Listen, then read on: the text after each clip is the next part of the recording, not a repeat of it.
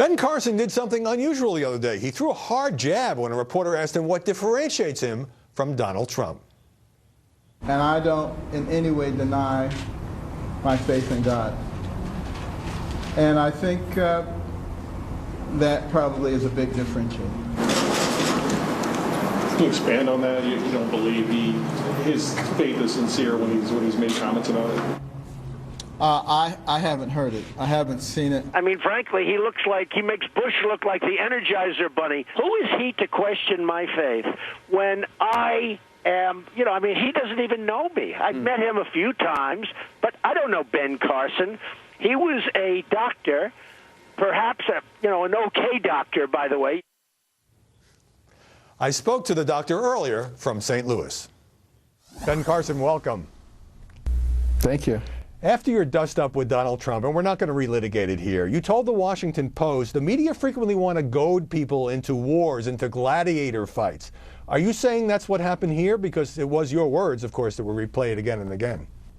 Yeah, I shouldn't have taken the bait. In fact, they asked 2, 3, 4 times, what's the difference? And, I should have just let it go.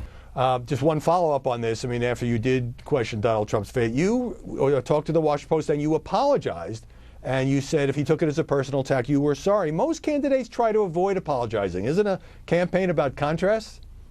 Well, if I do something wrong, I will always admit it. And that was an arena that I really shouldn't have gone into. Certainly should never question someone's faith. That's between them and God. I think a lot of people will find that refreshing, saying you or did something wrong and you were sorry. You've said that the press in covering this campaign has distorted things at times against Republicans. Since you're undoubtedly going to get a lot more media scrutiny now that you're rising in the polls, will this be a big obstacle for you? I don't think so. I'm perfectly happy to face intense scrutiny. The good thing is there are no skeletons for anybody to find. And all I have to do is continue to tell the truth. I don't have to try to remember what I said 3 months ago.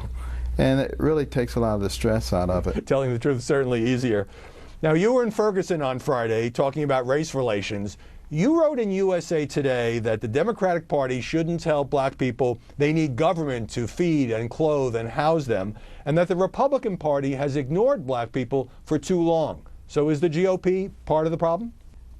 There's no question that the GOP has a very excellent opportunity by paying attention to some of the communities that they have neglected and informing them about the history of the GOP. In fact, a party that was formed as an abolitionist party, a party that worked hard to get gun rights for freedmen, a party that pushed civil rights and voting rights. And many luminary figures in the black community have been members of the Republican Party, a party that should push for hard work and self-reliance and mechanisms for removing oneself from a state of dependency to becoming a part of the fabric of America. Right. Now, you've been trying to de-emphasize race. You said in Ferguson that a lot of people see things through racial eyes, but it doesn't have to be that way. That's a great aspiration. But you're running for the nomination of a party that's gotten between 1% and 7% of the black vote in the last 4 presidential elections. How much can you do to change that? Well, I believe that black people, just like any other people in our country, are listening. And they're looking for solutions. And they're not going to just blindly follow someone because they say, do what I tell you to do.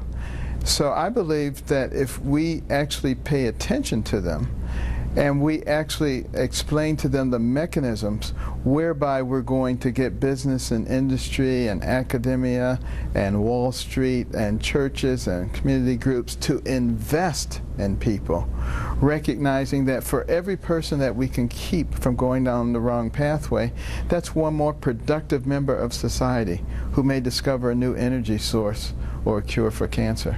Dr. Carson, you've made some mistakes in early interviews in this campaign. You likened Obamacare to slavery. You talked about homosexuality being a choice because you said some men went into prison and came out gay. And then you've stopped doing that. Why did you tone down your rhetorical approach? Because I discovered that people were not able to hear what I was actually saying. They would hone in on key phrases, and these would be things that would be hyped by various people, and they would never actually be able to hear what I was saying. So I've learned how to get my message across without the hyperbole. More of my conversation with Ben Carson after a quick break.